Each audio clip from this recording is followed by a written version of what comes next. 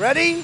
You have the cameras rolling? Welcome to Outspoken. This better be good. A show about floods, mutant, plagues, man-eating plants. Actually, it's about thought-provoking, compelling conversations with people who have something important to say, a good story to tell, or knowledge we can learn from. Oh, good for you! And now, Hold on to your butts. here's Scott and Curtis. Welcome to the Outspoken Show with Scott and Curtis. I'm Scott, and with us as always is co-host Curtis. Hey, Curtis. Hey, Scott. Good to be with you. Good to be with you too. And before we get started, I've just got something to say, and I guess a nit to pick. So, we're always talking to guests and or potential guests to come on the show, and so I'm always texting people that might or might not come on the show. And I ran across this one guy here in the last week or so, and I gotta tell you, man, what an asshole. I mean, I was blown away. He went out of his way to be an asshole, and there was so much poison, and I gotta say, I was seriously blown away. And you read about this thing or you hear about it on the news, and it's just so strange. And geez, I just liked his book, so I thought, yeah, maybe he'd be a cool guest. So, Curtis and I have these discussions. And by the way, nothing like insulting the hell out of your customers, right? Yeah. And this person depends on consulting. It's just bizarre. Why would you alienate people like that? But, Curtis and I, if we didn't do this podcast, we'd still be having these same conversations all the time. And we certainly disagree, but it's always the pursuit of truth and understanding. And we're listening for good facts and things that we can take in and go, maybe we need to adjust our viewpoint. But this recent conversation was a really stark reminder of the climate in the U.S. right now and how highly charged it is. And, frankly, there are a lot of those that aren't seeking truth or understanding. And I don't know about you, but to me, it's just sad and disturbing. Oh, well, I understand what you're saying. Been there, done that, seen it all, man. And I think it must come with the gray hair, because now I was in a shop one day, and I was trying to express to a lady, I'm getting a little older, and I'm thinking, what are there some supplements that I should take or something to keep me healthy? And she looked at me for a moment and realized, she goes, well, she was a foreign lady. She says, as men become wiser, they do these sorts of things. She didn't say anything about getting old, and which is what I was reprencing. But Nice. she said, I like that. as men That's get classy. do these. Yeah, I thought it was beautiful, and that's been my approach, for a long time. We try to be better than we were yesterday, Yeah. and that seems to be a lost art in our country these days. I would have thought, Jeremiah, her first piece of advice was stop putting your body parts inside sharks' mouths. Well, you might have found that exciting. I don't know. So we've totally bypassed that, but unlike that former discussion, our guest today is nothing short of amazing. From fashion photographer to marine biologist to serial inventor and entrepreneur to OG shark diver, and with us today is shark armor owner and inventor Jeremiah Sullivan. Jeremiah, welcome to the Outspoken Show with Scott and Curtis. Nice to be here with you, fellas. Pleasure. It's really Great good to to have see you, man. It's been too long. Yeah, it has, man. Where are you now? What part of the country are you in? I'm in Florida. I'm actually just I'm in the Satellite Beach, just a 5-minute walk to the beach, so I can get surf when I need to. Outstanding. Good for you, man. Well, Florida is certainly a beautiful state. It's Yeah. been a pretty wacky place for a while, but I had the pleasure of studying down there for a few years when I was younger, Yeah. and was a full-time surf rat, always running around catching waves whenever I could escape school without getting caught. Yeah, and it's an unbelievable amount of wildlife in the water, huh? It's crazy how much is here. Yeah, well, and it would be nice if people had a little more respect. Of course, Yes. many people do, but there are a lot of, Florida's a curious kind of a place. Yeah. And like Baja, they always say that all the fruits and nuts roll downhill down to Cabo San Lucas, right on the West Coast. You might have a similar phenomenon going on in Florida. You know what? There's been a bit of a renaissance here. It's Good. the state is definitely changing, and I will say, it's been about probably 6 or 7 years since I've been in California, and I just couldn't do it anymore. I mean, we were much more established and have your business and everything there. And we just saw an opportunity and we took off. But I wanted to bring up something, because the last time you and I talked, it was like 5, 6, 7 years ago, and you were going through a really tough time. And frankly, so was I. It was a tough time. And what I want to know is, what the heck did you do to turn it all around? Well, it was I would call it, I wouldn't call it so tough. It was challenging, right? There are things that when we get involved in things that we don't have a direct experience in, that's when, things get a little bit wonky, no matter what skill sets and expertise you have in your existing, activities.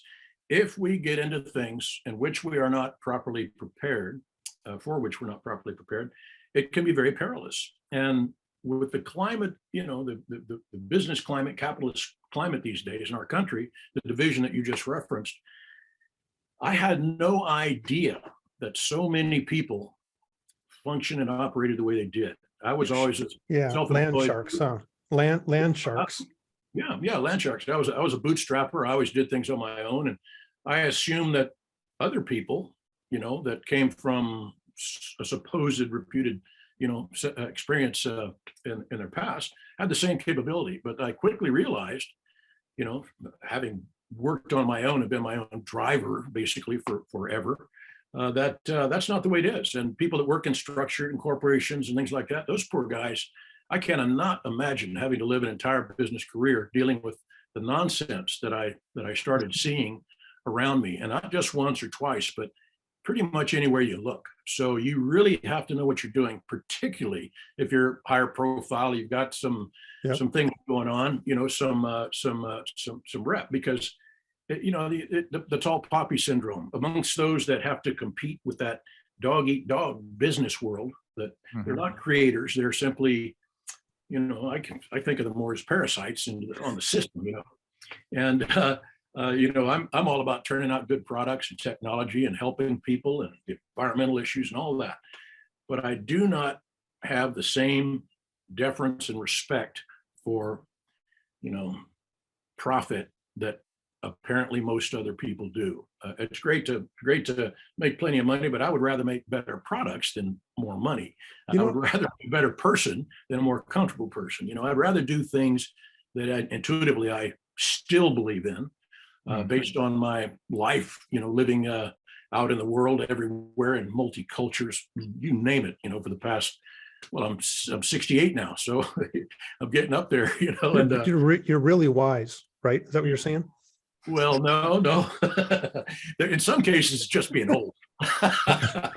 but it's been a fascinating thing, and literally, I could walk around and knock people out every 15 minutes, but that's not very evolved. So I've tried to open my mind and be less reactive and more rational and understanding about things, and it's helped a lot to navigate these crazy times that, again, you referenced a little while ago, that are so challenging. And I just feel grateful that I have my orientation instead of the one that other people have, because it seems so empty, vacuous to me. It's like where's the Man, we could talk about this all day, because I think kids right now are struggling with the difference between the way we grew up and the way that they grew up now. They're really struggling.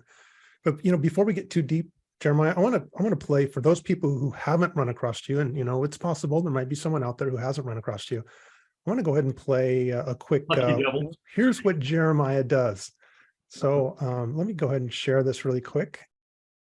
Okay, here we go. So that's Jeremiah enjoying some close time with personal friends. It's those. Oh yes, that's those corporate folks you were talking about. They wish that they were as real and authentic as the creatures that I spend time in the ocean with. But that's the funny part. So they talk a big story, but they're little milk-fed puppies compared to the world I live in, which is no kidding. Which is why I have so little respect for them. So this is a shark trying to rip. Looks like a blue. Is that a blue, or what is that? That's a blue there. Yeah, that was back in about 1980. You notice in that clip, there's no BC, the buoyancy compensator, none of that. there was just about 20 pounds of steel that I was wearing in open ocean about 2,000 feet deep. So I gotta ask, Jeremiah, when you developed this, and I remember seeing this back in the day. I don't know if I was telling Scott beforehand. I can't remember if it was Mutual of Omaha or the old National Geographic specials where they had a channel. You know, it was just they would produce these things. But I remember when you debuted with this, and thinking, first of all, that guy is batshit crazy. But second of all, thinking that's pretty cool. But what I was always wondering was, okay, developing something that could resist the bite, is, the puncture is one thing, but those sharks bite with such incredible pressure. You're just teeing it up for Jeremiah. This is great. Go ahead, Jeremiah. Where did you hear about this pressure? You are teeing it up for him. I can't remember, but I have been under the impression for a long time that the PSI on a shark bite was, many more times than something like a pit bull. Yeah. All right. So let me add a little clarity to that. Your suspicion would be correct, but that was all based on old information before I started doing what I was doing and getting to the reality of the circumstances. It appears that people used to say that sharks had 18 tons per square inch of bite force. White shark. Yeah. Well, that's an extrapolation, and most of these kinds of data points, or many of them, particularly in things like what unfortunately has kind of devolved into the current state of Shark Week and that kind of thing. I don't do that anymore. I've been avoiding that for quite a while because of the misrepresentations and all that sort of thing. So I shifted over to Nat Geo some years ago because of their intention or claim to want to do better, science, like the real stuff. Like I'm a David Attenborough fan. Yeah, I like the real. I don't need some knucklehead to embellish these creatures that have been around since the dinosaurs, living in a perfect ecosystem in existence, from some knucklehead that doesn't have the foggiest idea what they're talking about. Now, most of these sharks.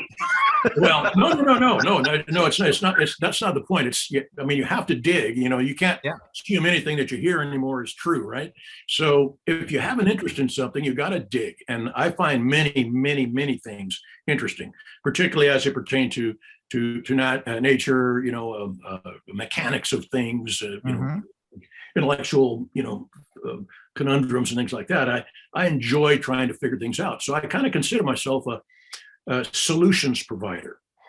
As Scott had mentioned, though I have always been in kind of the creative space, I've always lived in art and science. Those are my two preferred fields of interest. And back in the day, as a young marine biologist and a surfer and all that kind of stuff, I was always in the ocean everywhere. You go back 50 years ago, and we were nervous about sharks. The people that were spending the most time in the water with them were nervous about some of them, certainly some species, and in some cases, all of them under certain circumstances. Sure. So, I kind of got tired of seeing the rhetoric that was spun around that, even as late as the 80s, early 80s, mid 80s. Mm-hmm. I literally started the shark suit process in 1978. Wow. When I was studying human shark interaction, shark behavior at the Scripps Institute of Oceanography here in San Diego. Great year. Grease and Star Wars. Yeah. And back then it was, we had suspicions about certain things, and I certainly did, about the things that were interesting to me. And I was trying to figure out how could we understand more accurately what the reality is of these human shark interactions. How does a bite occur? What triggers it? Is there any way to disrupt that process of proceeding toward a negative outcome? And it occurred to me that the only way I could do that was to be one man in the water and somehow not get injured. So I kind of kept playing along with that because I was thinking back to the guys that fell out of planes in the war and all that, and these were frequently where a lot of this history came from. And it's clearly indicating that it's sharks are and can be extremely dangerous under certain circumstances. You can be in big trouble, very, very quickly, and it's lethal. It's a lethal circumstance to be in. However, those are perhaps 1% of the encounters that most humans have with sharks, Right. or less. So I wanted to get to the bottom of this and see if we couldn't have friendlier encounters. I'm so old now that I remember a film called what was it? The lion film from way back. You know what I'm talking about? Elsa the lion, Born Free. Yeah. Yeah. Oh yeah, Born Free. Yeah, Born Free. So that film, I remember when I was just a young kid, and I was spending time in Africa, and I actually used to be a hunter and all that sort of business way back. And I thought, if this guy, Adamson, can go around and rehabilitate these lions, these wildcats that had been caught, trapped, whatever, and put them back into a healthy life and ecosystem, why can't that happen potentially with all the other predators? Because this was an assumption that we were thinking about. We presumed that all things to do with these dangerous animals was freaking dangerous, and it can be, but that was just the tip of the pencil here when it comes to understanding the reality of and the full breadth and depth of those possible interactions. So Jeremiah, you're saying like in the late 70s or early 80s, the first time you're in a boat, you're trying on, maybe you have your chainmail suit and you want a shark to bite you, because it said in that one video that was 1981, but I suppose you were doing it before then. Yeah, I mean, what is going through your mind there? Or what are you thinking the first time that you're going to try this out? You must have been, either you were fueled by 20-year-old testosterone, or you had to be just incredibly nervous. Well, again, it's familiarity, right? Yeah. So I was always a water guy, so I was comfortable in the water, not a concern about any of that. Yeah. I was trepidatious, about, of course, interacting with no safety in the water. But before the actual suit started, I was doing some experiments with just pieces of material, Mm-hmm. and letting the shark chew on it, and then evaluating that piece of material, seeing if there was any damage to it. Until finally I could put a piece of it around my arm, to lean over the side of the boat, let the shark, while he's eating the fish out of my hand, try to nibble on that thing, and it wasn't getting through. So I'm thinking, well, now this is an interesting thing. So that was just from the side of the boat. So that's the initial was just from the side of the boat first. Yep. Okay, cool. And that makes me feel better. Yeah, and I did believe me, I did quite a few tests. I didn't just jump in the water and do this. people have fun, like preferring to think of it as some wild-eyed pistol waver, dog and pony show, but it was nothing like that, because I wanted to keep my ass in one piece. No kidding. And I'd been studying all the known shark attacks and all their histories, and believe me, it's mayhem. There can be damage beyond your wildest imagination just by coming within, in physical contact. I don't mean an attack. I mean brushing against a tooth accidentally. Mm-hmm. So it's very, very dangerous to interact uninformed with animals like this. So Jeremiah, are those?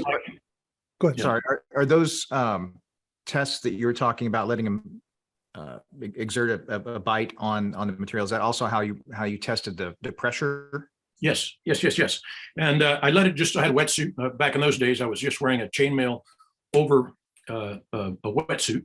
You need that wetsuit in there to give you a little bit of cushion, because the small teeth on the bottom jaw of the sharks that I was doing a lot of this early work with, being blue sharks here off California.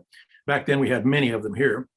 And of course we had some makos too, which are different story, but similar. And when I would test to see how much penetration occurred with this chain, with a steel mesh, then I was trying to determine, if the larger sharks were more powerful, if they could damage it easier, and so on. So I went round and round and round. I actually, even in the beginning, I put some rigid structures into the early suits in a very crude and primitive way, but functional, to help distribute the pressure of the bite, so that if there was such significant bone breaking pressure, as people had always claimed, that I could have a little protection from that too. So the chain, which was, I kind of stumbled upon the notion of using metal in the early days as a student while studying the sensory systems of sharks. There are several primary sensory systems: hearing, smell, electroreception, etc. So sharks' electroreception happens to be among the most sensitive in the wild, in the animal kingdom, if not the most sensitive. That's the electroreception. They have these little sensors underneath their snout called the ampulla of Lorenzini. This is one of the tools that sharks have evolved so that they can be hunting at night with no light and murky water and all that sort of thing, just by using their snout to detect the presence of another living thing. Because as you know, all living creatures have an electrical field around them of some sort. And sharks sense those things electronically. They also have uber sensitive hearing and other kinds of sensitivity issues, vision being the least sensitive of them, but also highly functional, both in color and in black and white. Remember, people used to say, oh, sharks don't see in color. Well, Yeah. people used to say a lot of things. And like that 18 tons per square inch, those were extrapolations made by probably graduate students trying to figure out something, but without a very creative place to start. And Jeremiah, sorry, there is a limit though. So I think going back to Curtis's original question, I think when I was in your lab, you were describing, you had those big metal jaws that look like a great white. There's a big difference between a blue, and you get to a certain point where, yes, the pressure is too much. Well, it's true. Size, it's the story is true. Size doesn't matter, but but at the same time, it's relative. So, as an example, let me put it to you like this: among the various species, and I've worked with all the dangerous species already, and done biting tests and all that kind of business, and evaluated, bite pressures my way and things of that nature. Ways that pertain to the reality of any potential physical interaction with that animal. So I don't care about theory. I don't care about extrapolations. I don't care about any of that nonsense. My whole approach was to study these things exactly as it's going to happen in nature without, it being a test, right? So one guy in the water, he's getting hit, from an angry shark, a happy shark, a feeding shark, whatever. And evaluating the reality of the circumstance. So once I started doing that and realizing, bite pressures aren't so bad, with these 5, 6, 7, 8, 9, 10-foot blue sharks, maybe the other species are going to be more powerful. We'll find out. This all has to do with the mechanics of the way the material that I was using, the chainmail, was moving and working. And if I put rigid structures in there, you didn't feel any pressure, because it extended the pressure of that bite where the tooth was coming down, where the jaw, the top of the circumference of the jaw was coming down. It was spread out over a broader area, and you literally didn't feel any pain whatsoever. I mean, no pain, and just the slightest grip. So when people ask me, what's it feel like when a blue shark's chewing on you and throwing you around like that? I tell them, it's like put your arm in a door, push it as hard as you can with the other arm, and that's about it. And you feel it in one pinch point there. When, however, the sharks get bigger, or there are different species, each of the different shark species has evolved its own little niche in which to survive, right? You got blue sharks that are kind of pelagic. They're out there swimming around. They're very graceful, smooth swimmers. They can be quick, but they don't need to be, because the way they have managed to survive is picking off fish and squid and whatever else they can find out there. Some of the other mammalian carnivores, like bull sharks or tiger sharks or white sharks, these are much bigger animals for the obvious reason. They're taking on bigger prey, and they have all this muscle mass that they've got to maintain. Their teeth get bigger, right? So when you think about a blue shark, which has got, teeth maybe 1/2 to 3/4 inch long, you go to a white shark and the teeth are, 2 inches long, and but they're used in an entirely different way than the blue sharks use them. So they've evolved, the perfect tools to do the heavy lifting. And this was something nobody knew or understood until I started interacting, right? So you got these sharks with the perfect tool to do the heavy lifting, and the rest of it is done usually with the strength of the animal. And this is where sharks, in my view, become most dangerous. We've already solved the problem of the teeth. We keep the teeth from getting to our skin. We've eliminated the tissue and blood loss, right? I thought I heard in one of those, National Geographic specials that it was on your suit many years ago, that the great whites, for example, I think I heard that their teeth slant backwards to maintain a grip, and that it's the strength of the shark being able to sort of thrash the prey about and move it to the back jaws that ultimately delivers the fatal blow. That might have been one of those student theories. Okay. Okay.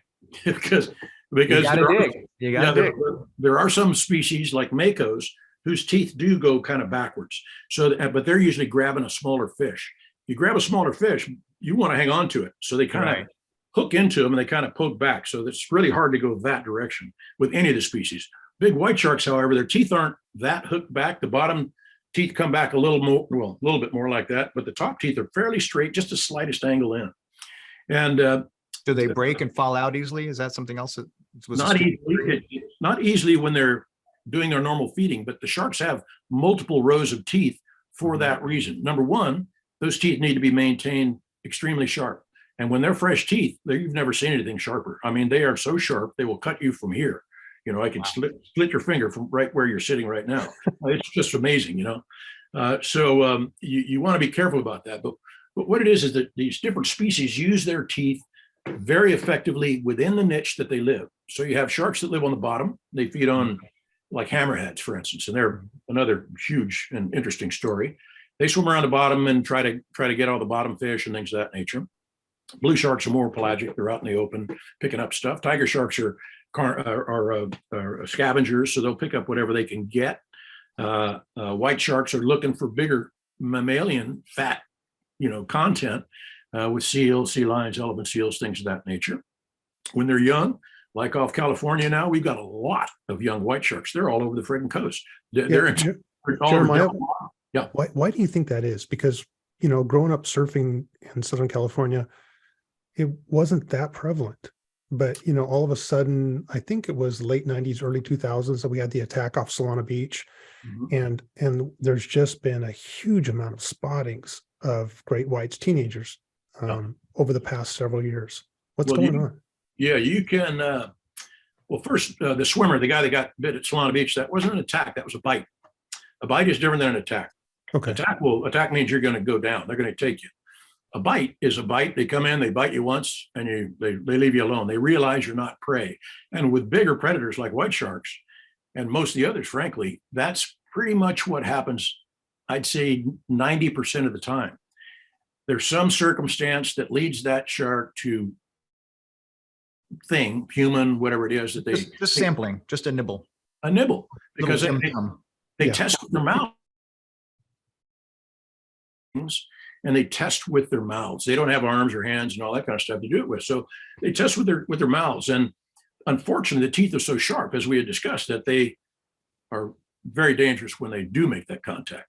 So with white sharks, they'll come in, they will bite something once, pretty much, and then back off. They do that for a good reason, because if they're biting a big sea lion, that seal could turn around and bite them in the eye or claw them or do something, as it tries to defend itself. The sharks come in, they do a lethal bite, they mortally wound it, the animal bleeds out, they come in and they eat it. Okay. Other species don't operate that way. Most of the damage-oriented bites that you hear about in Florida, for instance, those are mostly, severe bites, somebody losing an arm, a leg, or just being killed. Yeah, that's bull sharks around here. Those are bull sharks. Yeah. And bull sharks are one of the species that's very, very interesting. Again, they thought of kind of like the pit bulls of the sea. And as you know, not all pit bulls are bad, just some. Usually it's human training that makes them bad. But that instinctive way that they survive is violence and in a rough life. And if you can imagine, instead of running to the store every time you get an impulse to eat something, you've got to go catch it and then hang on to it and then eat it. It's a much harder thing to do. So they probably take their calorie gathering rather seriously in order to survive. So it's a whole different ball of wax depending on which species you're talking about. You want to be real specific. Not only that, but it varies between locations. So if you're on one side of an island, sharks may be behaving differently at that spot than they do on the opposite side of the island. Yeah, really. Strange localities. Which brings me back to the West Coast now, to California. Back in the 80s, 70s, 80s, we had a lot of blue sharks here. We would see, 10, 15, 20, 30. Every now and then we get skunked. But because of the currents and all that stuff and the upwellings we have out here in California, and the different species, they prefer generally a relatively stable water temperature, because they know that their prey and their entire existence revolves around that ecosystem, a range of temperatures The predator or the prey species come and go seasonally, so that the sharks move around, they follow the prey, and they're able to survive in a very healthy manner. Perhaps you remember a few years ago here in California, the giant squid were washing up on our coast, the big old squid, a bunch of them. There's like 6 foot coming around and coming up the shore here. Well, nobody gave it much thought, aside from surprise, until it started knocking the hell out of the salmon fisheries up in the Northwest. Now, these animals don't normally go that far north, but with all this climate change activity going on, water temperatures changing, overfishing, stripping, these ecosystems of vital building blocks, members of their communities, these ecosystems, you screw it all up. So here you got the Humboldt squid with the warmer water traveling further up. They're nailing species to feed on them that they don't normally find. So they're disrupting the ecosystem in all those new places they're traveling. They get all the way up there, and the blue sharks, which used to take care of them and keep them south, along with the water temperature, if they got up in this area, they'd be predated upon by the blue sharks. Well, blue sharks started disappearing because the water temperature also. They're going to try to stay with cooler water. And with all the shark finning going on, as they swam their annual migrations, and they go around to the western side of the Pacific instead of the eastern, swimming these big loops, they're getting picked up by the lines and all the finning cultures and all that sort of nonsense that's out there. So you're seeing basically a stripping. It's like the robber barons of old coming in and simply extracting what they can make profit and money off of, as though that is okay. And unfortunately, that's where it gets complicated with the capitalist system and all that. Okay, so then if the blues are gone, then the prey increases, at least temporarily, and then a new predator comes in that eats the prey. Is that the cycle you're talking about, or is there that easily can happen, because somebody's going to come in and fill that niche opportunistically, right? But it's complicated in this case because it has to do with multiple means of extraction, and that's overfishing, toxicity in the water, water temperatures. With whales, we see all the sound disruption that's killing them all over the world from a lot of the underwater activity from the different militaries and so on. So you need to be very respectful of the ecosystems upon which humans survive on this planet. And if we disrupt it, a lot of people, have a convoluted view, and they're caught up in some other philosophies, let's say, we'll use that instead of that other word. And they believe that somebody else is in charge of all this, and they wouldn't let us do it if they didn't want us to. So here we have we got people thinking that it's okay to take and destroy, and we got other people realizing, as we're quickly destroying our sole place of existence, this planet, we're seeing a disruption beyond sustainability. Yeah, and some pretty serious unintended consequences if the result is there were typically blues in the water, and now there are a huge amount of great whites. I mean, that's well, and the great white story isn't so much about the blues not being here. The great white story has its own activation, basically. Well, let's hold that thought for just a second, Jeremiah. That's a lot to bite off for the first segment. So we'll resume. I'm a little chatty. Yeah, we need a little rim shot there. We'll resume right after this break. Thanks so much. We've got a fascinating guest here in Jeremiah Sullivan. Thanks very much for being here, Jeremiah. And folks, come back and join us after the break.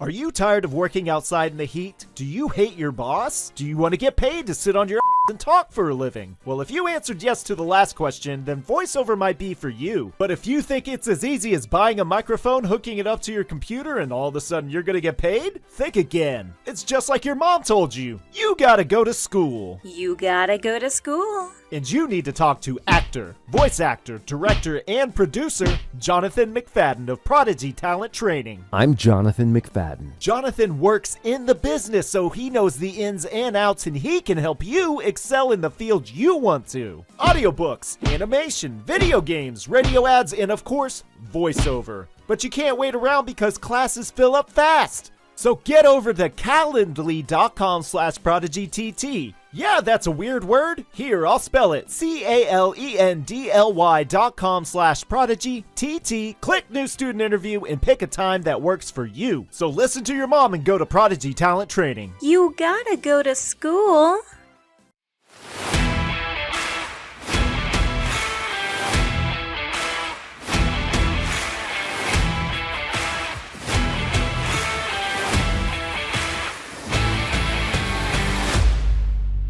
And we're back on the Outspoken Show with Scott and Curtis and our fascinating guest today, Jeremiah Sullivan, inventor of shark armor, which you may know by a different name. Jeremiah, I don't know if you want to, you've been giving us a fantastic marine biology lesson. And don't know if you want to talk a little bit about the business you started around your experiments, which just really boggles my mind. Is your background is marine biology, not engineering, right? Correct. Yeah, Are you one of those crackpot inventors that stays up in the basement with the hair? Yes, yeah, I will tell you. After being in his lab, that's exactly what it is. You walk into his lab and it's amazing. It's like a kid's playhouse. There's so much going on, and I don't know. Jeremiah doesn't talk about it a lot, and I was going to ask you this later, Jeremiah. You make gloves for operators. You do all kinds of things with. He seems like he's always looking for materials that he can build into something different or even better. And I think part of that is what you did with shark armor, and that you have something now called a blackmail shark suit. Yeah, well, it's the evolution of the technology has been interesting because, as you say, it's academically I'm a marine biologist. With human shark interactions was my specialty. But on the artistic side, I was a photographer. Before I was doing, the full-time, shark and technology things, I was traveling around as a photographer at the beginning of the whole adventure travel ecotourism. Mm-hmm. So can I set the table though, Jeremiah? So, you think, okay, oh yeah, he took pictures. No, he didn't just take pictures. He was a fashion photographer. He was a real, full on, this is my profession photographer. The stuff he did was pretty amazing. I just want to make sure and say it out loud. You weren't just a guy who went around and took pictures and did some photographs. No. It was different. It was different back then. You actually had to be a photographer to be a photographer. Yeah. As a young guy, as a young marine science guy and all that, and being involved, I worked for the guy that pioneered the adventure travel business and ecotourism. And I was the only American on his ship in the beginning when I went there, which traveled to places, Yangtze River, up the Amazon, Antarctica, the Arctic, Greenland. You name it. If it was a remote part of the world, that was our playground. How old were you, Jeremiah? How old were you when you were doing this? I must have been around 19 when I started, 20 years old. Oh my God. Wow. What an experience. That's amazing. Yeah. Oh, yeah. You can't begin to appreciate the extraordinary nature of being there at that time. Because now, if you want to go to Antarctica, you can go down, sure, but there are 30 ships down there, and they hide from each other behind icebergs, so they won't look like they're going into a national park. That was just us, man. We were the only people there, period. And all those places that we used to go. Now they're full of people and full of activity and full of this and full of that. It's just a frightening thing if you were fortunate enough to have seen the way it was before. And of course, imagine every generation says that. But let's see, we were about the evolution of the shark suits. Yeah, so I was shooting natural history images first because I was traveling around the world, doing all those exotic places. I was working for like Life and National Geographic and Geo and Travel and Leisure and all those kind of publications. And then I got tired of traveling 10 months. Condé Nast stuff. Yeah, all that kind of stuff. The pretty travel and the exotic animals and so on. And I got tired of traveling, 10 months out of the year. Because when you're doing that and you're on a ship, a new group of people come on every couple of weeks. So you have a girlfriend for 2 weeks and then she's gone, or, it's like, geez, man, am I ever going to be able to have a more stable life? So I thought I'd try to stay stateside, or on land a bit more. And I did for some extended periods of time, started going back to school to finish a degree. The guy that used to run the World Wildlife Foundation, Sir Peter Scott, was a friend of mine. And he had encouraged me to get some kind of degree to put, behind my name. And because I was already doing the work that most of those people in school were hoping to do when they got out. So you see, I was already living the life and doing the thing only in a experiential way, not a book, academic way. Yeah. Which arguably is quite a bit more valuable these days. Yeah, it's all about experience, And that went on for years. And I would travel for 6 months, go to school for 6 months, back and forth. That's how it took me 9 years to get through college as a marine biologist. But during all that time, I was all over the freaking planet, doing all the kinds of things that I enjoy. And with that, and my job responsibilities when I'm out there, I was a dive master and did all that. But I had a fleet of Zodiacs that I was one of the drivers and had to be responsible for, and I had to fix them and do all that. So you learn about materials, you learn about what polar regions will do and how things change from the tropics or on lava or wherever you happen to be. And there's a whole lot of that whole experiential side that means everything when it comes to being a solutions provider, somebody trying to fix a problem that's a significant one for most people, whatever it happens to be. So that whole photography thing shifted from, I know this is a complicated story, but I'll try and expedite a little bit here. But the photography thing was great for the natural history. I decided to stay home some more, so I started doing some commercial photography. Did all that commercial style stuff. Extremely lucrative business. It was, I don't know why I wanted to go back into academic things and development and that sort of thing, because that was a great life. Beautiful people around, women. It was just spectacular. Great way to go. And then it sort of evolved into the fashion side. Because girlfriends, through those years in my life were in that industry, in that business. I started shooting them, and then people would notice those and say, God, man, here, let's do some campaigns. So I was doing Revlon stuff, Paul Mitchell, all kinds of other fashion and, beauty things. That finally, that whole career sort of settled down into celebrity, intellectual celebrities, not TV types. And, the authors and the writers and the scientists and people like that. Some Hollywood stuff, but limited there. That wasn't my cup of tea. I was into the real stuff, again, the Attenborough and the people along those lines. Yeah.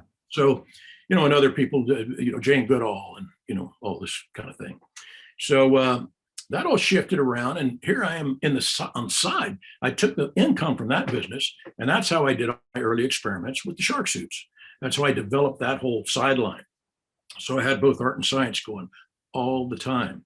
And that the shark suit thing evolved to such a degree that suddenly they're all over the freaking planet, and now there's a global shark diving industry to a large degree based on all of the work that was done with my suits and understanding the reality of these circumstances between sharks and humans globally, all the different species. So it started to change. And then Wild Kingdom, I used to do a bunch of those in the 80s. Yeah. Those were the predecessor to Shark Week. They would, some clever person at Discovery probably said, man, these documentaries that these guys are doing, there were very few of us doing shark stuff back then. It was pure, biology kind of TV. Love the Wild Kingdom. Yeah, me too, man. I was every week. Yeah, well, me too. And, it was all kind of academic stuff. But then Discovery, some clever person realized, man, this is a popular thing. Everybody loves these shark shows. Then Discovery Channel started a Shark Week thing. And I did a bunch of those programs. At one point, they had told me that either I or my gear was in probably 80% of those TV programs. I mean, it was crazy. It was shocking, but it was all exploding, right? And along with that came a lot of the younger gentlemen who wanted to be a part of that. So then it's on, it's like the jackass types and all that, reality TV started to show up, and it became a very crowded space with a lot of people that are, in my view, are in it for the wrong reasons. But that's neither here nor there. I don't care what they do as their business, as long as it's not destructive or abusive of animals. Right. I also tried to make sure that I never sold any of my gear, because I personally vetted everyone that I sold suits to the whole time, and I still do that basically. There, quite a few suits were, stolen or got in the hands of people that were using them inappropriately and so on. So I got really kind of disappointed and started to hunker down a little bit more. Around that time, the friends of mine in the military, special operations people, and here in San Diego, we have a lot of the SEALs and this sort of thing. We're a military town, so I've known a lot of these guys. They're all super athletes, and we used to surf and run and play and drink and shoot and chase girls together. And some of these guys, and it was a lot of fun. And they were realizing the other gear I was building was protecting me from lethal circumstances. And they're putting two and two together going, dude, we got all these means that are similar, not that dissimilar, not always sharks, but we have blades and explosions and glass and wood and knives and all kinds of trouble that we have to deal with every day. How about helping us out? Now, since these guys were personal friends, I employed the same process that I did with shark suits. In the beginning, shark suits were only for me to wear. And I've one or two friends that were involved with me as camera operators, that sort of thing. So I was trying to keep my ass, again, in one piece. I didn't want to, there was no reason for me to get hurt. And when people, for instance, if you go to Discovery Channel now, you'll see a shark bite victim as though they, or somehow that turns them into an expert on shark behavior. And I'm thinking, well, wait a minute here. Is it the ones that are all chewed up that have done the job correctly, or the ones that aren't all chewed up that have done the job correctly? So I had a little different view than perhaps others did in this regard. But the military guys, and these were serious people. I mean, they're involved in all these major special operations events you hear about up to these days still. And so I started working on non-metallic solutions, trying to get away from the metal.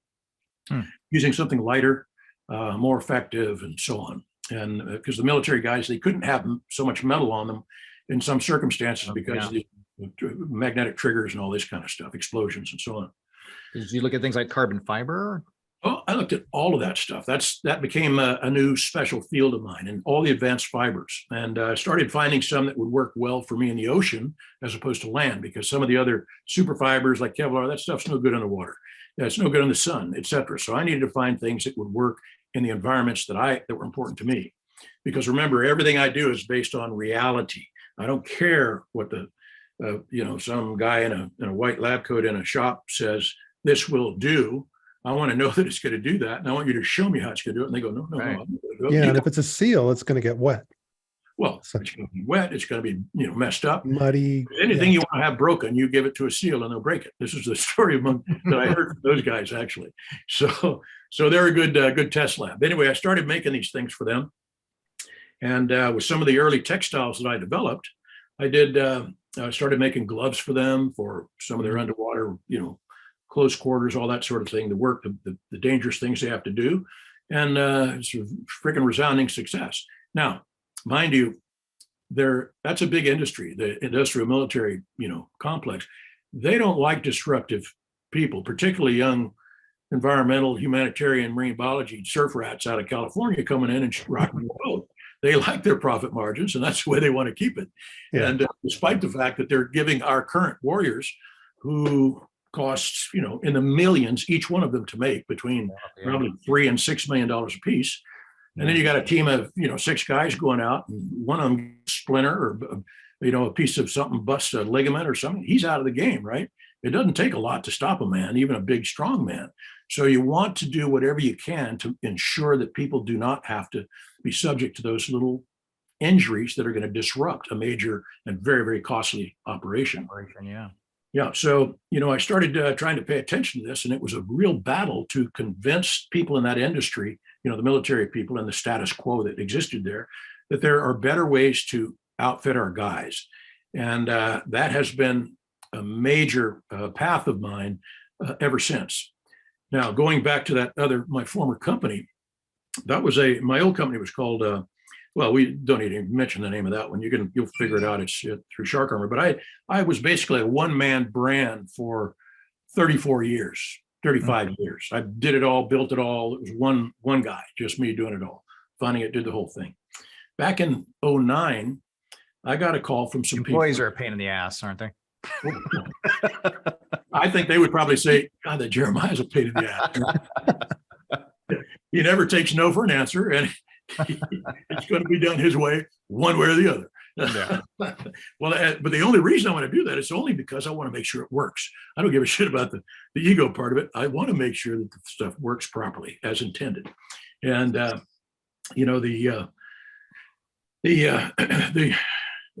shit, I lost my train of thought there. Where were we going? Where were we headed there, Scott? You were at the gloves. You were putting them together. You were talking about the yarns that you use. Yes. Yeah. So it had I had this one man brand that became globally renowned because it was where I first started selling my shark suits. That was basically it was sort of a nickname, basically, for in the ocean world, and it became pretty big. There's a global shark diving industry now. That was probably as much as $1 billion at some times, based largely on the success, the interactions, and the knowledge that we gained from my suits, my activities, my films, and what other people learned from those things. It became kind of a big deal. And as I shifted most of my focus away from the marine biology side to this government stuff, developing these new laminates, composites, and textiles for the DoD, intelligence communities, and others, it became quite a consumptive. It was taking all of my time. Yeah, they want volume, right? They don't want 2 or 3 one-offs. They want volume. Well, in our case, with me, I was dealing with the tier 1 guys, and that's the specialist guys. There's not that many of them, but they get the best of everything. And these are the kind of people that I was working with. The commercialization to broader military and so on happens later. Yeah. And that singularly was how and what happened to my first company. I made the mistake of allowing these people that I unfortunately naively trusted to protect all of that. I was the science guy. I did the tech, brought other people in to do the business. Why? In 2009, I got a call from somebody that said, "Hello, Jeremiah. This is so-and-so from a company called, I shouldn't tell you the name of it probably. Do you know who we are?" I said, no. He says, "Well, we're the government's private sector funding arm for the 3-letter agencies types, right?" And I go, "Oh, well, if you're who you say you are, you probably already know what I'm doing. So who is this and what the hell do you want? I got a busy day here."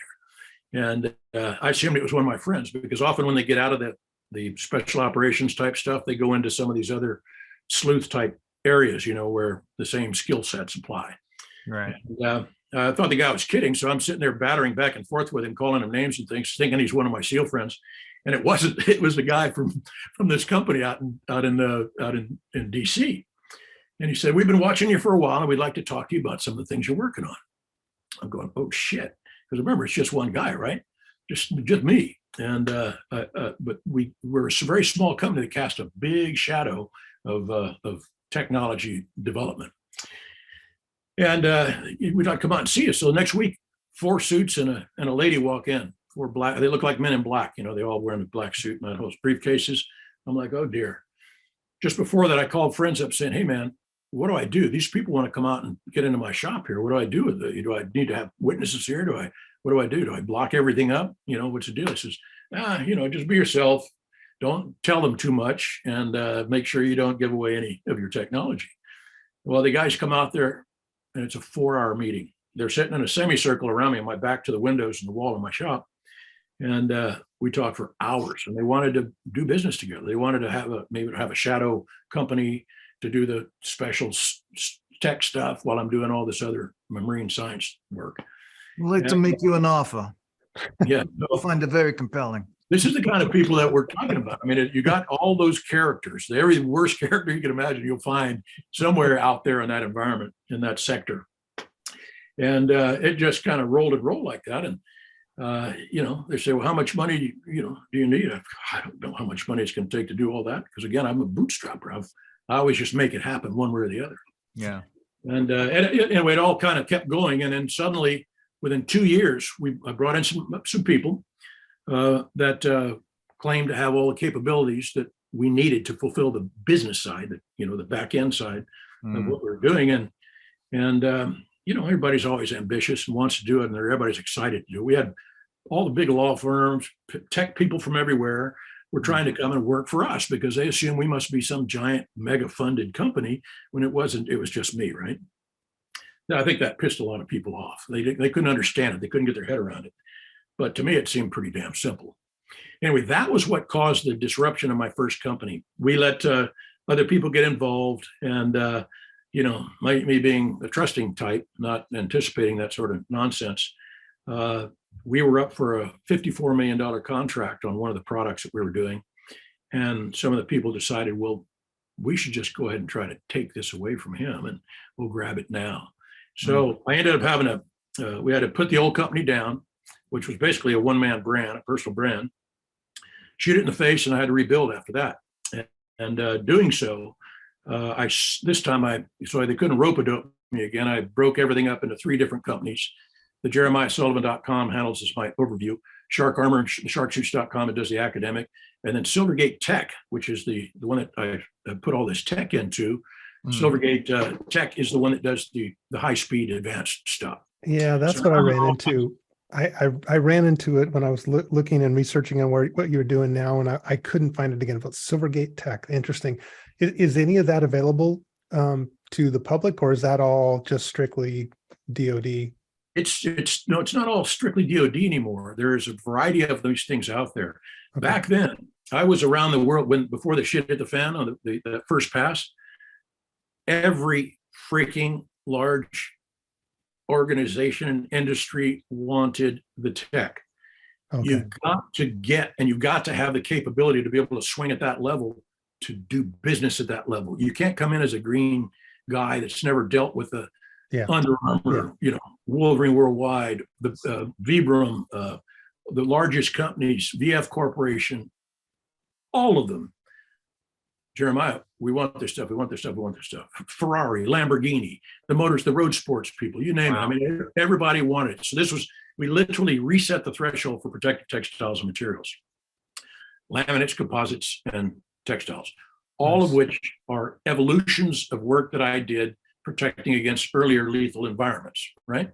So I've been kind of developing these skill sets and awareness of many of these things that I was putting together in different ways. I would start, by selecting a fiber that I wanted to accomplish a certain goal with.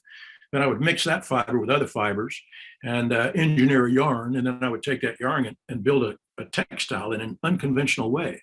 So I wasn't inventing the fibers, but I was using the existing advanced materials in unconventional ways in order to produce extraordinary performance characteristics that did not exist prior, because people didn't do things the way I was doing them. Jeremiah, you sound like a one-man DuPont corporation working out of your garage. Well, I used to laugh and tell people, no, this is like the Iron Man without the money. Yeah. So I'm going, I couldn't believe it, because there's Stark, he's on freaking this TV screen. I'm busting my ass actually doing it. And I'm sitting here with not 2 nickels to rub together and doing all the best shit out there. So somebody, I assume, would do the right thing and help me take this forward and get earn a piece of it that way. But no, it's never going to be that easy. That's man. This is 3 hours show here.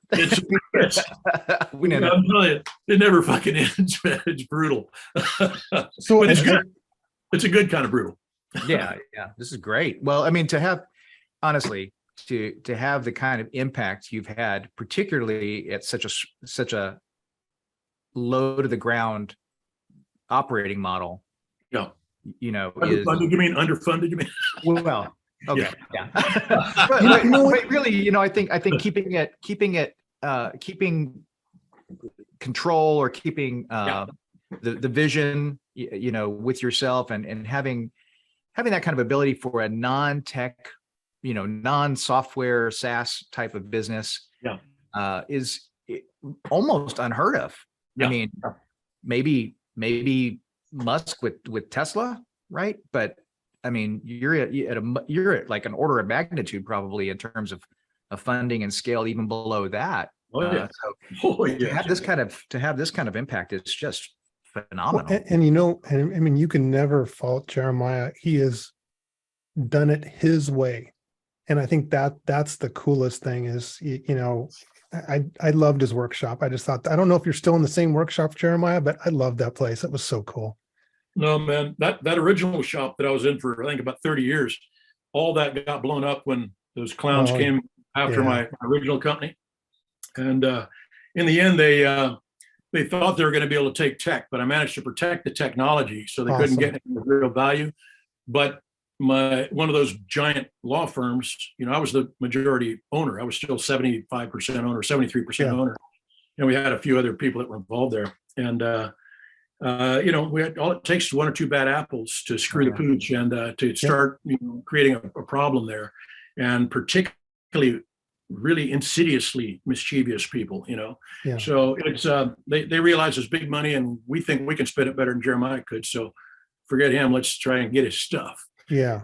In the end, my old logo got entrapped in the deal, so I had to discard my old logo, and then some other once upon a time friends snapped that up and have tried to present themselves in recent years as the original company, as the same deal.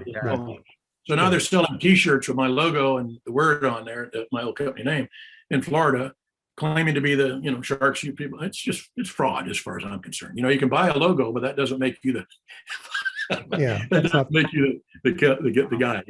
So I rebranded. I just rebranded it Shark Armor and swept all that away. That's our cue for the next break. But I'd love to hear the third act of this story when we come right back. You got it, man. Right. All right, we're going to take a quick break here on the Outspoken Show with Scott and Curtis and our fantastic guest, Jeremiah Sullivan. Stay tuned.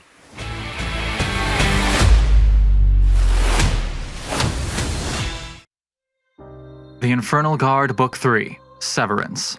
The 3 pieces of an age-old prophecy have been found, the children who will save the world, until one goes missing. Now it's up to the Guard to find that kidnapped piece of the puzzle, to sever the links between worlds and stop an invasion from the underworld. Will they make it in time? Will this former enemy cooperate, or does her hatred live on? Coming soon wherever audiobooks are sold. Witness the end of the thrilling Infernal Guard trilogy by S.G.D. Singh.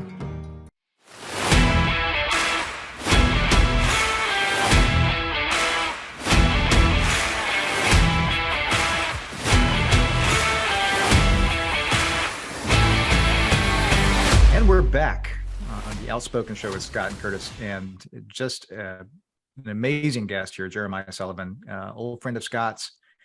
And if he shaves his beard, I bet he'd bear a striking resemblance to Doc Brown from Back to the Future. I'm not sure what's under that old beard anymore. I've had it on too long.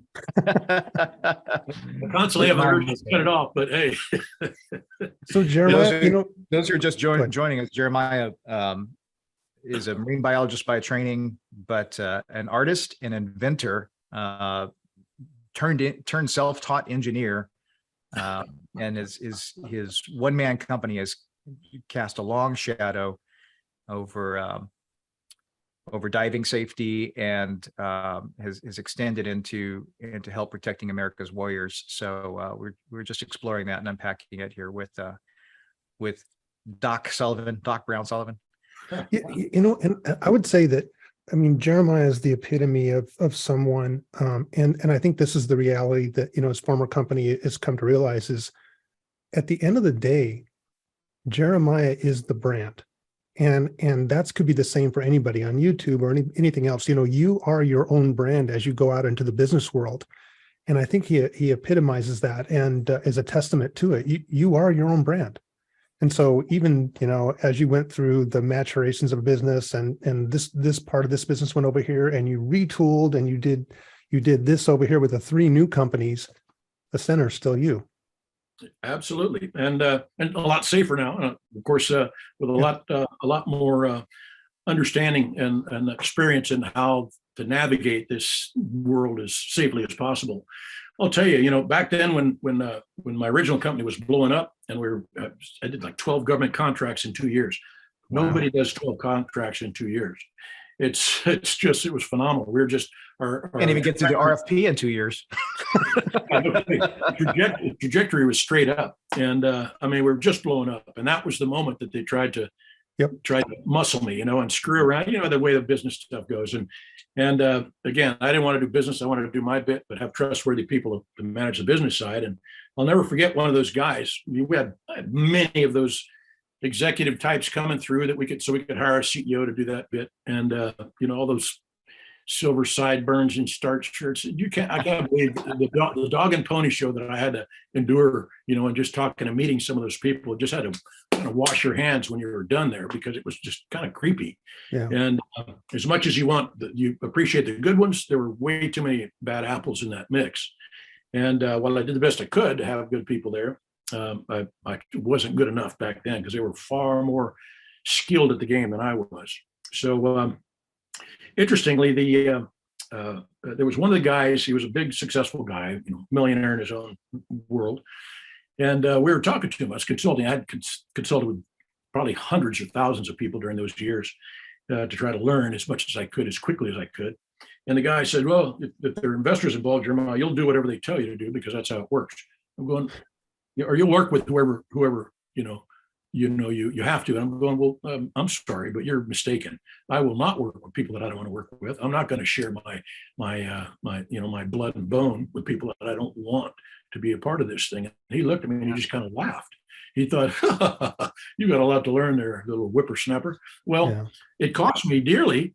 I had to reboot at 60 years old and restart everything. But it did. And I told the guy, I said, look, man, I'd rather get skinny on a beach than work with people that I don't share an integrity and a conscionable, approach with. And I just won't do it. And I don't have the same fealty to profit and dollars that apparently a lot of most business people do. And I consider that the dark side of capitalism, unfortunately. And it can be used for good. It can be used for bad. And I prefer to exclusively stay in the good lane. So it may take me longer and I might get a little skinnier in the process, but by God, I'm not going to be messing around with people that I don't like anymore, that I don't trust to do the right thing. And I made the mistake a second time, cost me another 3.5 years with some other rascals. And now I've finally got this thing in full speed, streaming ahead with only the very best people that I have ever known to be able to handle those jobs. And I couldn't be happier about it. And this is the thing about Jeremiah is, and that other people can learn from is Jeremiah truly has led a life pursuing his passion.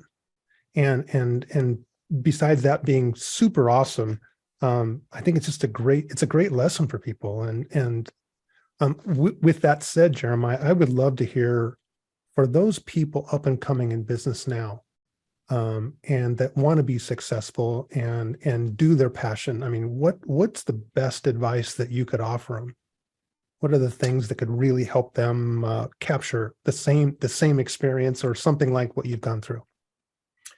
I think that you guys have both mentioned it in this conversation, in that being trusting our intuition. You get to choose. You can go business, capitalist, profit, the dollars you're what you pray to, or you can do other things that have pertain to life in a realistic way, not an irrational illusion, that comes with the cap or the consumer sort of capitalism. And in my case, nature is a huge part of it. So, and I've taken almost all my cues from nature when it comes to technology, because I don't believe that there is a superior human capability to create things over nature. I think that we find whatever we need if we look carefully enough at nature as a substance or an outline to guide us into to new technologies and developments that simply have not existed. And there are a couple of guys, Einstein and some of those guys. What do they say? Genius was I don't know. There are a couple of these little 1% inspiration and 99% perspiration.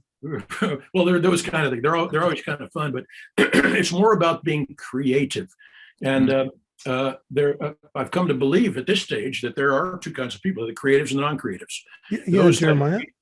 I want to double down on or double click on that thought. Is I've heard this other places, and you kind of are highlighting it here. Is when you've got an idea and a passion and you're pursuing it, would you say that you almost need to look at those supplemental pieces? And I apologize if I offend somebody when I say this, but there are the lawyers and there are the financial people, but those are really, you can look at them as these are tools, but I need to treat them appropriately. They're not godlike figures that have the answer for everything. They're people that fit a part of the business that you need to accomplish. So they're in that way, they're more like, these are pieces I need to make it work, but they're not central to the equation. And Yes. Keeping that in mind is really important, don't you think? 100%. Because they say that when you begin to write your life story, never let somebody else hold the pen. This is one of my favorites. And in that case, if you need to see business, at least a lot of the management's layer, through all of the capitalist system and so on. You need to see them for what they are. And I assumed when I was younger that everybody had the same capabilities I did, being creative and coming up with solutions. Maybe I've got a little edge on that, maybe not. However, I didn't realize, and I thought that a businessman was just Jeremiah, you definitely do. I thought a business guy was a business guy, that it was kind of a structure, a format, and it was just plug and play. For any of those kind of businesses and jobs, right? We're creating things that didn't exist before here. Right. These guys are just following models or plans or programs or whatnot. So I assumed it was easy. What I failed to take into account was the human side of that, the egos and all the drama and the emotional damage those poor people endured trying to come up and to find a decent job to work at.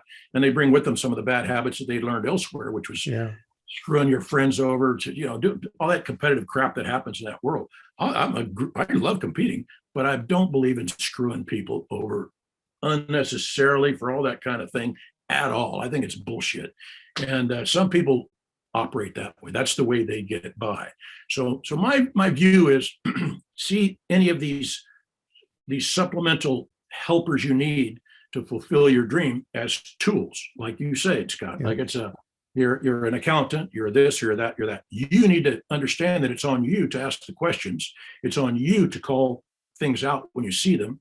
That was another mistake I made, because I would oftentimes watch. I'm a prolific observer. And even though I didn't like what I was hearing, I was fascinated to see how far somebody's going to take this mischief. So I would sit there and I'd watch, and I would hand out a little more rope just to see what would happen. Now, it usually came back to bite me in the ass, because it gave them a little bit more momentum along the way. But it was fascinating to learn and to observe where other people lived in their heads, and I just couldn't believe what I was seeing happen. Yeah. So one of the things that I've realized is, as I've become wiser, I suppose, or older in my case, is that you can't do what I did, because it wasn't fair to those people that may have been doing the best they could, but didn't realize how substandard that was, at least from my perspective. Had I been a better communicator with those people, I could have assisted or helped them perhaps be a better, example of themselves, or called a misfit out earlier and saved myself huge amount of drama and years off my life, of trying to wait around and rebuild and refund. But you get fleeced twice in 2 years, or in 8 years. And that's a big blow when you're already a grown man and you're thinking you're just about to retire. So rebuilding again really is almost a labor of love, in that you really don't give a crap anymore about any of that. You're going to do exactly what you want to do, the way you want to do it. And frankly, I find myself doing my best work, both in the marine side with shark suits and some of the new technology, and switching from the shiny suits, whether it's going from that to the blackmail. I was differentiating between my old products and the new ones. The blackmail is far safer for incidental bites in feeding scenarios where people are feeding a bunch of sharks in the global, this shark diving operations around the world. There's less likelihood of having your hand when you're holding a piece of bait for a shark, and he's all excited and trying to get to that piece of bait. Your hand is silvery because of the stainless steel. Looks just like the side of most of those fish. Yeah. So it's not a big stretch for him to make a mistake and get a little bit more than he was thinking. And that's where, it starts to go sideways. If you don't have the skills and the training to navigate those kinds of interactions, it's very dangerous. You can have your entire arm just destroyed inside a shark suit by not knowing how to manage those things correctly, because it's like jujitsu. Sharks have so much power in their bodies. They're 95% affected muscle, right? Approximately. So while the teeth are the scary bit that people like to focus on, it's the power of the animal that does most of the damage. Just as a side note, going back to the back end, they put those pectoral fins down, they turn that body. You're talking now you've got a 2 or 3 or 4 or 5 or 600 pound fish there, and he's giving you everything he's got. That's like, imagine going in front of a baseball player, a 250 pound guy, taking a swing at your head with a baseball bat. That's the kind of power that sharks are capable of. Most people don't have the foggiest idea. They think they know, but they don't. So when you start putting yourself on the receiving end of that kind of power, if you don't have experience and ability to know how to manage that and skill sets to handle that as safely as possible, you're a sitting duck. And that's where people get in trouble. I've seen it happen over and over and over. Well, and that's a great analogy to business as well, as you were saying, Jeremiah. Many people venture into business without those skills, and they learn the hard way. I certainly did. My father certainly did. We endured getting into bed with rascals and filing Chapter 11 and the whole bit. Oh, come out the other side much wiser. Yeah. But I tell you, one of the things I really love about your story, and I think a lot of aspiring entrepreneurs can take away from it, is something I'm seeing more and more in the world, and something I try to impart on my daughters as well, who are very smart, but also artists. And that is there is a way to marry those worlds. It really isn't, when I was a child, I spake as a child and played as a child, and now I'm a man, I put away childish things. There really is a way to carry your passions and your love through into a business, into a profession. It sometimes you may have to go a circuitous route to figure out exactly how to marry those two. And that's what your story is, right? It's an adventure. And a lot of it is learning about yourself, learning about the ways you can the ways you were able to marry your passion and your artistry with your training. Yeah, absolutely. And anybody that's a sort of a self-actuated person that can function on their own, like I've always tried to do, sometimes it's not necessarily good business, but it's been tremendously productive in development and innovation and all that. It's the financial piece that, that's, as an art and science guy, is more foreign to me than any of the things that I'm good at, because just nothing that I respect in the same way. I respect these things. I respect reality and action, not, bank accounts and all that sort of nonsense. So that's bit me in the ass as I've gotten older, because it would be nice to have a little easier ride of it, but that's okay. We're getting there again. Nice. Third time. Nobody ever got turned on to Hendrix or the Beatles because of the size of their record contract, right? Exactly right, man. It was that guitar pick. That was always the guitar pick. But the whole shark shoot thing went from the stainless steel, then to blackmail. And then I started doing the non-metallic. I did the first non-metallic suits, way back in about 2000, textiles. And I started doing experiments with shark's teeth on those. And I learned some really valuable things that were critical to the developments that I was doing for the government and for the DoD guys, right? Working with certain fibers, engineering yarns, creating textiles, using those textiles in unique ways, as a laminate, as a composite, just as a standalone, by reversing this and that and switching textiles around the bias of the materials and so on. And I quickly found that with a single layer of textile, while it would stop a lot of things, it wouldn't stop those shark's teeth. I realized by doing things a little differently, the shark's teeth would get through the first layer, they get caught in the second, they never made it to the third layer. And I mean, wow. Aggressive shark action, big stuff, white sharks, including white shark. And then I was testing the old chainmail against some of these bigger animals like great whites. You could take you could wear the chainmail for bigger biters, the heavy biters, bulls, tigers, and whites, but a single layer won't do it because they can just tear it apart. It's too much mass. You're talking about thousands of pounds ripping this stuff apart, right? Of this muscle, the big shark. So when I started doing some comparisons there, as I shifted the technology toward the non-metallics, I was realizing that we need to demonstrate this for people, because I was doing a film in South Africa with white sharks, and somebody had mentioned to me, there were some poachers around here, some abalone poachers, that managed to get a couple of shark suits, probably a couple of stolen ones or knockoffs or whatever, and they were out there poaching abalone wearing my freaking product to do something that I really don't like people doing, and that's to do anything that's abusive or exploitive, with the technology. I build things to protect an individual, not to protect an individual's ability to go and do something they shouldn't be doing. And under those circumstances, I wanted to demonstrate in South Africa, so that the word would get back to these knuckleheads, that white sharks will cut your ass in half, with a single layer of chainmail. and not in a difficult manner. They could do it quite easily. So in one of the films I did years ago, I took some big test cores, right? And I made these test cores that replicated parts of my body, whether it be a leg or an arm. It doesn't have to look like it. That's all reality TV nonsense. I would build things that were same density, approximate same thickness, and I would put these protective layers over the top. And I sent out a single layer to one of these white sharks. He's only about a 14-footer. He bites into it, and I've got all this on film. 3 shakes, 1, 2, 3, cut in half. Cut that piece in half. Next, I took one of my new non-metallic solutions, one of my test cores of with the textiles I was doing with some other materials inside. I let that same white shark chew on it. He was biting on this. He almost stole it. He tried to take off with it. We managed to hang on to it. We bring it back ashore, and you could only see the dimples from the teeth to the tips. And he was chewing and biting and thrashing and doing all the things he did before. Damn thing.